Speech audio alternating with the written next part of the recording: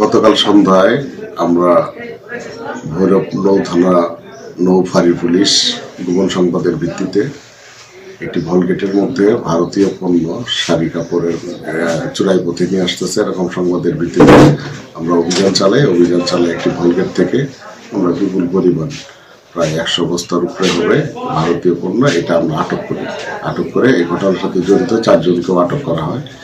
এই মালগুলা এখন আমরা সাংবাদিক সহ স্থানীয় লোকজনের উপস্থিতিতে এটা খুলে জব্দ করা হচ্ছে।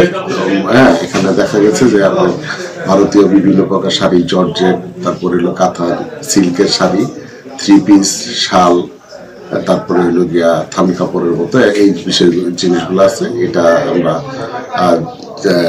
কাউন্ট করা হচ্ছে সবার উপস্থিতিতে, কাউন্ট করে আমরা এটা আইনগত ব্যবস্থা নেব আর কি। সব তথ্য আপনাদের সামনে সবকিছু করা হচ্ছে। এখানে আপনাদের উপস্থিতিতে সবার উপস্থিতিতে খুলে মালগুলো আমরা জব্দ করতেছি। ঠিক আছে।